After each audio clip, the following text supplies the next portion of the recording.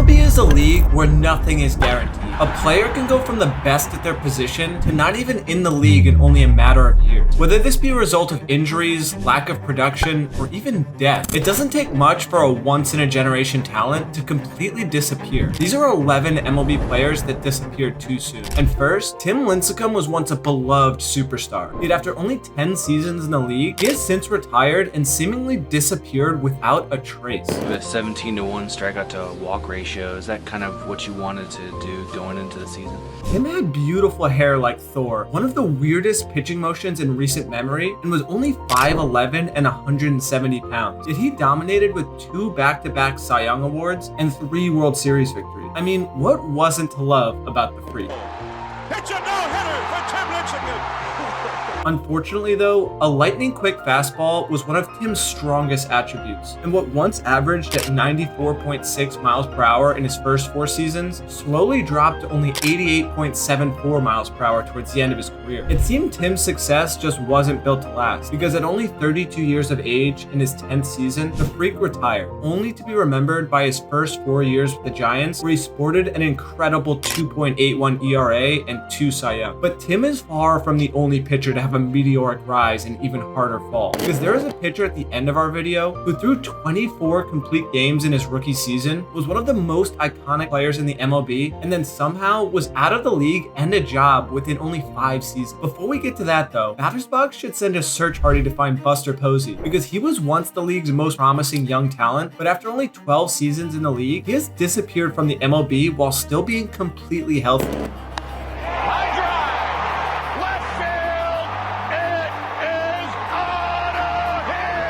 Buster made a splash in his 2010 rookie season with a stellar .305 batting average that won him Rookie of the Year, but he was far from done, because only 2 years later, he won the MVP award with an even better .336 batting average. Posey went on to win 3 World Series, 7 All-Star awards, and since 2010, he stands as the only catcher to win the Rookie of the Year or MVP. He was one of the most respected mentors and teammates in the league, but some things just aren't made to last forever. Why is he stepping away at age 34 when there's no doubt he could play another 5 or 6 years at a very high level? Because family comes first for him. As far as reasons go for a player to retire, Buster's has to be one of the most wholesome. And while this player's disappearance brings a smile to my face, what happens when a player's disappearance is instead because of an awful tragedy? Now to the tragic loss of rising baseball star Jose Fernandez, the Miami Marlins pitcher whose story of perseverance and triumph inspired so many, tragically killed in a boating accident on Sunday. Jose Fernandez won the Rookie of the Year award in 2013 at just 20 years old and looked like a future MLB star. While his 2014 and 2015 seasons included the setback of Tommy John surgery, it appeared that the 2016 season had put him back on the superstars track when he gained an All-Star nod and some Cy Young votes. The future looked extremely bright for him until September 25th, 2016, when Jose Fernandez was tragically killed in a fatal boating accident. To say that the baseball world was shocked would be an understatement. When you watch kids play Little League or something like that, that's the joy that Jose played with, and the passion he felt about playing. That's what I think about. Tragedy is unfortunately something that is unavoidable. And while it is rare to see a player pass away in their prime, the MLB has seen it a few times before, like in 1979 when an equally shocking death occurred to an MLB superstar. Thurman Munson, dead at the age of 32. Thurman Munson was a beloved Yankee, and after becoming the Rookie of the Year in 1970 and gaining 4 All-Star appearances in his first 7 seasons, the Yankees knew that he was something truly special. Ken Singleton of Yes Network commented that he was one of those players that fathers would talk to their sons about, even when the sons never saw him play, or grandfathers would talk to their grandsons about, even though the kids might not have seen him play. What a competitor he was. Due to this respect, the Yankees named Munson the first Bombers captain since the legendary Lou Gehrig, and Munson served the title well by winning the MVP award in the same season that he became captain. However, all of that would change in an accident in 1979. His private jet crashed just as it was taking off from Akron-Canton Airport, hitting a road just south of the airfield.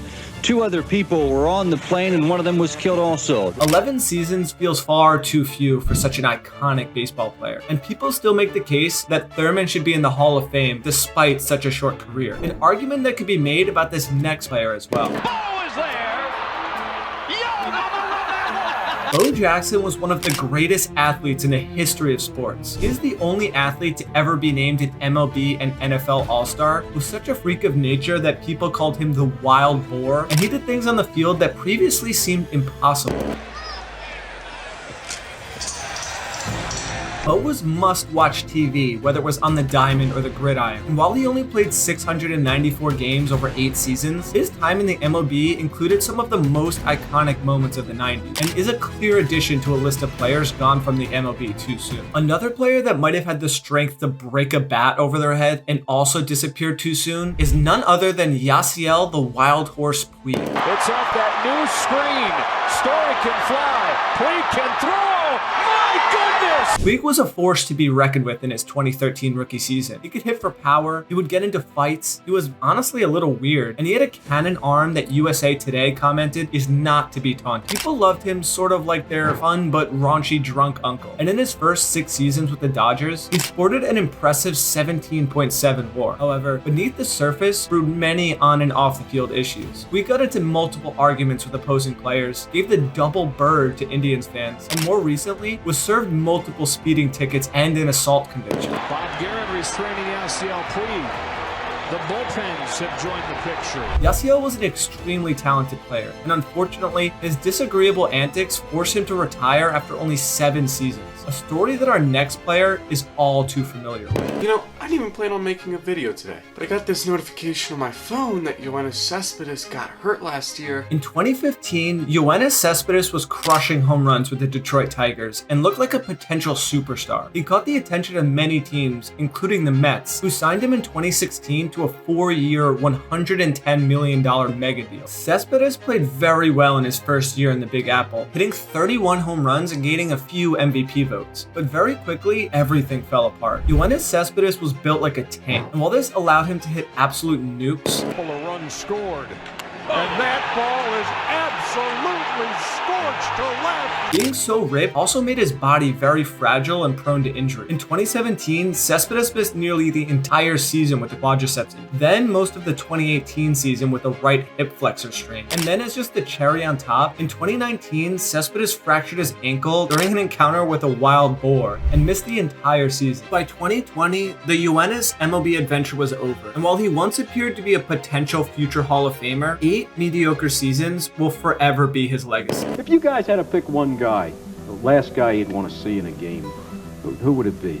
My two were Koufax. Sandy Koufax is often regarded as one of the greatest pitchers in MLB history, and he has the very fitting nickname of the left arm of God to prove it. After his rookie season in 1955, it took almost half a decade for Koufax to find his groove, but by the 60s, he was in his absolute prime. From 1963 to 1966, he won 3 Cy Young Awards, and the lowest wins he had in a single season was 19. After getting to the 1966 World Series, any betting man would have had Sandy as a sure lock for the 1967 Cy Young, but then, just a month after the World Series ended, he called a press conference to announce that he was quitting the game at the age of 31, while he could still lift his arm. Sandy had severe arthritis in his left arm, a condition which was described by the team physician as such. Sandy pitches in extreme pain that can only be overcome by his motivational urge. And while Sandy was in his prime at only 30 years old, he decided that the pain was too much and it was time to retire, a feeling that only one other baseball legend could probably relate to. The news of Gehrig's illness stunned the country. And on July 4th, a huge, sad crowd packed Yankee Stadium to pay tribute to their beloved hero. Lou Gehrig is perhaps the most beloved baseball player of all time. Gehrig was the epitome of a teammate, mentor, friend, and leader. And after playing in 2,130 consecutive baseball games, he voluntarily ended his streak due to the diagnosis of a life-threatening disease. The average person probably would have felt cheated by the universe for receiving such a diagnosis, but Gehrig described his feelings very differently. For the past 2 weeks, you've been reading about a bad rag. Today, I consider myself the luckiest man on the face of the earth. Even though Lou played in 17 seasons, it feels like far too few for such an icon of the sport, and he will be forever remembered for the legend that he was. Regular season MVP's been to 2 World Series. Skip, we'll start with you. It's hard to say here, but how good could Hamilton have been if it wasn't for the substance abuse issues. Josh Hamilton was one of the best power hitters of the 2000s. He won the MVP in 2010, once hit 4 home runs in a game, and put on potentially the greatest home run derby performance of all time.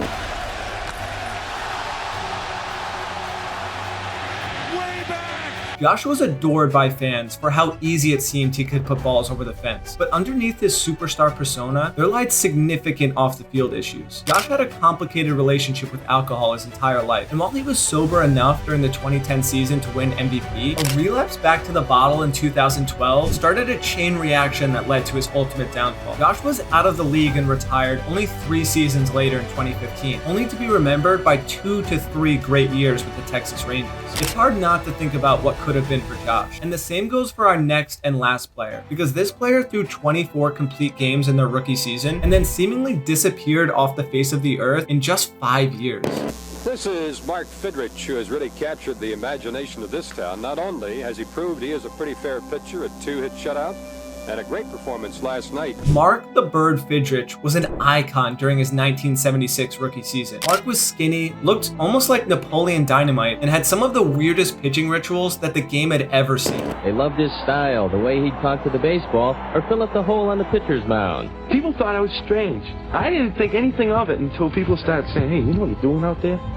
Yeah, pitching. But somehow, his weirdness seemed to actually make him a more effective pitcher. The Detroit Press commented, fans were enthralled by his schoolboy enthusiasm and field antics that included manicuring the mound on one knee before every inning, talking to himself out loud, aiming the ball like a dart, nervously strutting between outs, and thanking teammates, umpires, and whoever was around. In his rookie season, Mark won Rookie of the Year, came in second in Cy Young voting, and threw 11 complete games in his first 13 starts. Mark looked like he could be the league's next true ace. But in a rough twist, Mark fell in the outfield while shagging fly balls and tore the cartilage in his knee. Things were never the same after this injury, and with an ERA of 10.43 in 1979 and 5.68 in 1980, the days of the Bird were numbered, and he retired after the 1980 season. Speaking of Mark's nickname as the Bird, where in the world did that even come from? What about any of baseball's other interesting nicknames, like Big Papi and King Felix for that matter? Watch our video on how MLB players got their nicknames to see where they all came from.